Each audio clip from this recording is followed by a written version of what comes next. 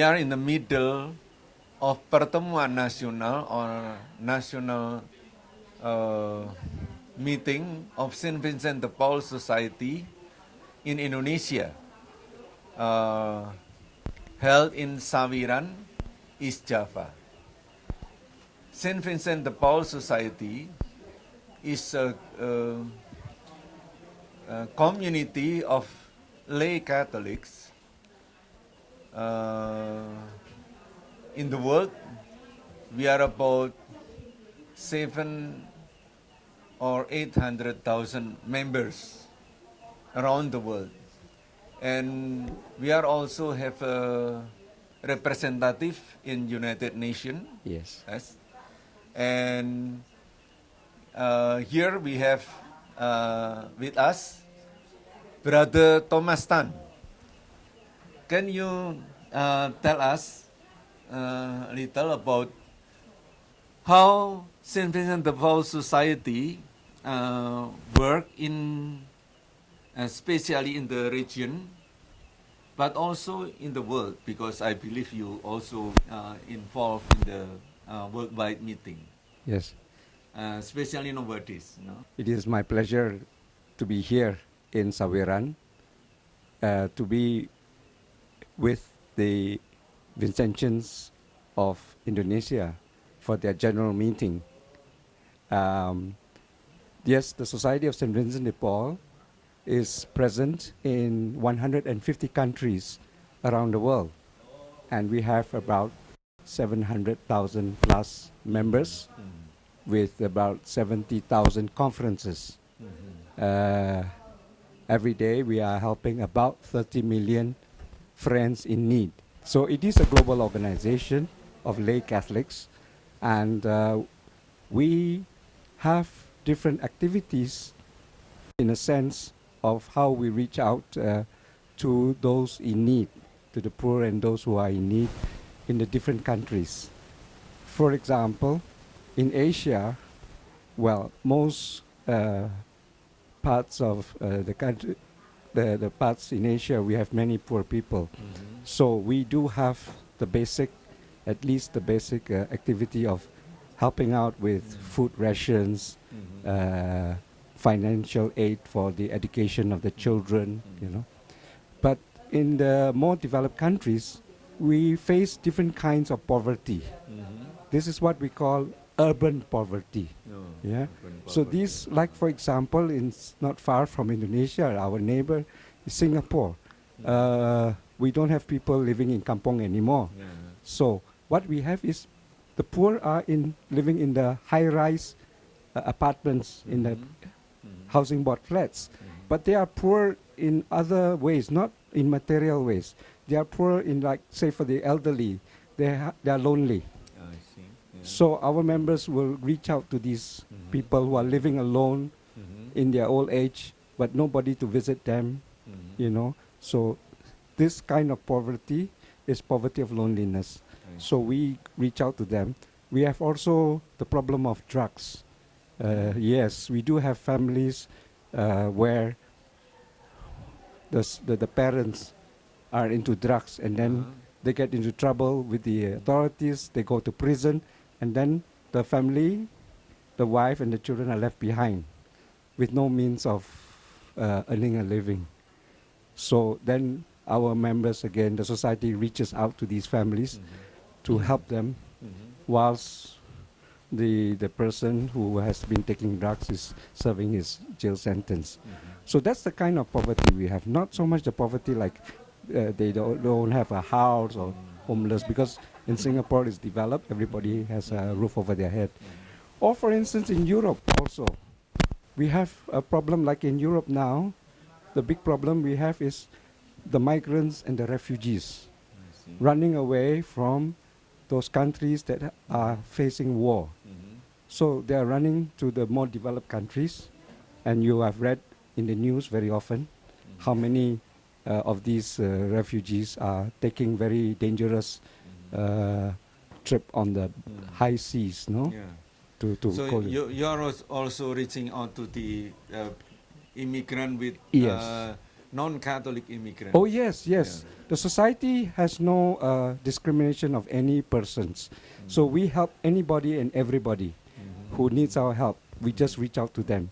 Whatever their religion, whatever their language, whatever race they are from, whichever country, we reach out to anybody and everybody that we. How about in Australia? In Because Austria. we heard that in Australia, St. Vincent de Paul Society is quite strong, no? Yes.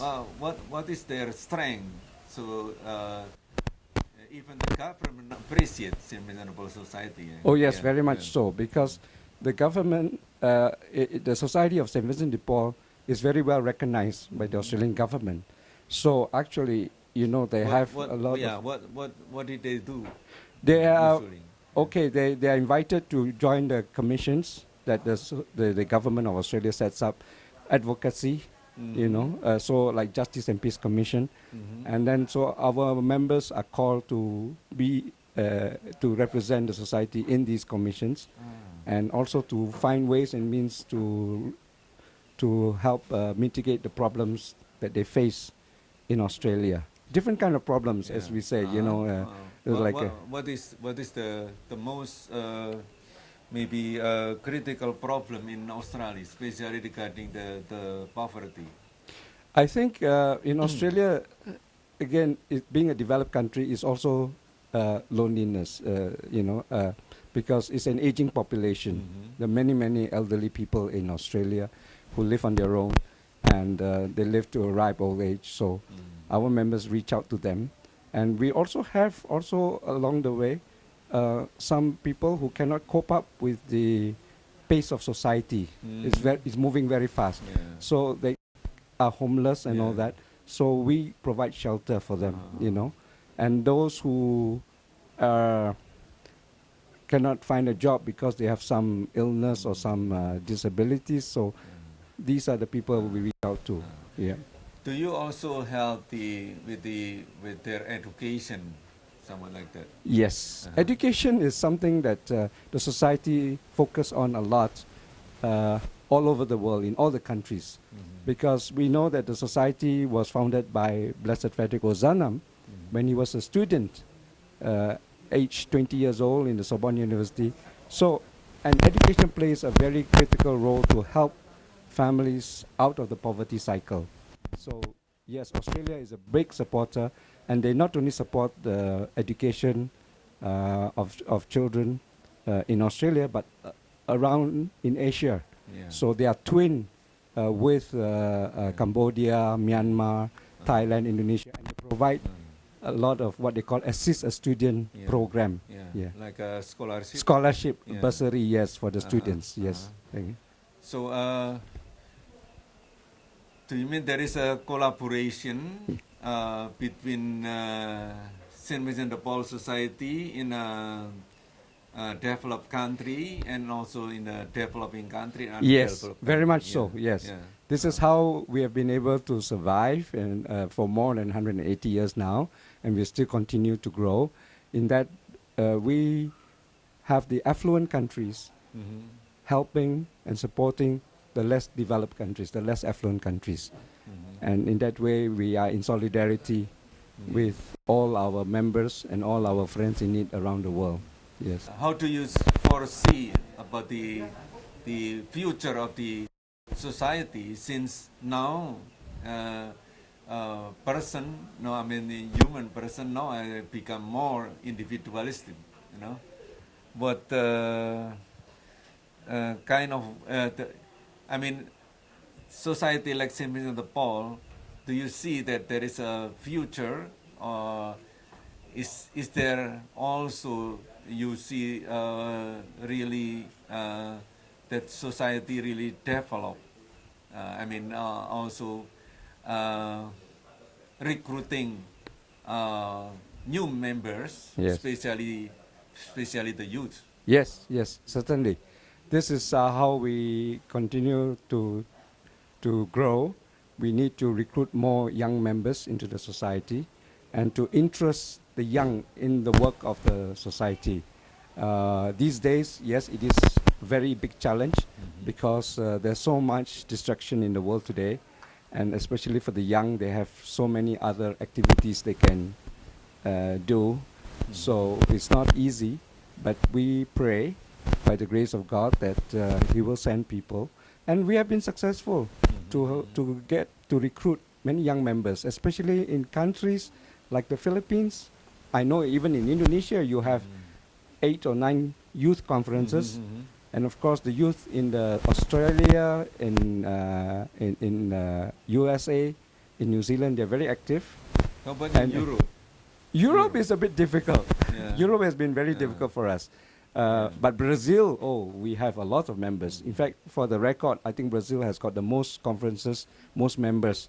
They have more than 20,000 conferences in Brazil alone. Yes. Now the new international president is Yes, from it's Brazil? brother Renato Lima from de Brazil? Oliveira. He's from Brazil. Yes, I see. yes. He's just been elected the 16th President General just last week in Rome when we had the General Assembly. How old is he? He's only 48 years old. Oh. So we have a young President General. I think he's probably the youngest President General in the society. And he has a lot of ideas, a lot of plans. And I think he comes with a lot of experience because before this, he was, some years ago, I think the head of the youth young Vincentians in Brazil. So he knows how to interact with the young people. And we hope that in his presidency, we will have more recruitment of young people. And young people need challenges, and we can give them the challenge, to go out, and they want to do things. They will really want to reach out to the less fortunate. Lastly, St. Vincent de Paul Society is not really only doing social work, but actually it is a spiritual work. Spiritual, yes. In social way, Yes. we can say that. Yes. And that's why the concern of St. Vincent de Paul Society is also spiritual and moral of That's the correct. society. That's right, Father. What St. Vincent de Paul Society do about the moral and spiritual of the society? Okay, of course, the spirituality is of prime importance for the members. These days, we emphasize more on the spiritual formation. So we encourage national councils around the world to organize retreats, days of recollection, for the members to be spiritually imbued with the charisms of St. Vincent de Paul and Blessed Federico Ozanam. Because without a good foundation, especially in our spirituality, I think it's not easy to do the work that we are supposed to do in St. Vincent de Paul. And that is really something that we encourage. And also, Father, you spoke about, yes, the apart from the material poverty, there are other emotional, psychological, moral, this thing. So in most countries, we encourage, again, the Council General encourages national councils to engage professional people to teach our members about, how to interact with our friends in need. For example, in Singapore, we have some professors from the university who are specializing in social work or in counseling to give us a talk how to do it, We are not professional counselors, but we can learn how to go about it, And we also encourage our members, if they have the time and the resources, to actually sign up for these courses in the university on social work and counseling. Yes. This year, actually, we begin the feast of 400th anniversary, actually, of Vincentian charism. Yes. Yes. Of course, we have elder sister, we can say. Yes. AIC. AIC, yeah. Do you have any message for 400th anniversary of this Vincentian charism, which also St. Vincent de Paul Society, Yes. Frederick Ozanam also get the source of the spirituality from that. Yes. Do you have any message? First, I want to congratulate the Vincentian family on this 400th anniversary. It's a big milestone in the Vincentian family's history. And really, I find that we are collaborating more and more with the daughters, the congregation of the Mission Fathers, the Lazarus Fathers, and the Daughters of Charity. And this is a great step forward, you know, that we will look forward to doing more collaborative work with the CM and DC, and also with the AIC in some countries, to really come together and support one another, and together, you know, help those less fortunate than us. So it's a great event. In fact, I think the Society of St. Vincent de Paul, I speak this on behalf of the Council General. We are always ever grateful to the CM Fathers and the Daughters of Charity, because wherever we go, when we find them, they are always so welcoming us and giving us great hospitality. Thank you, Father Sarkadianto. Terima kasih. Yeah. Thank you very Bye-bye. much.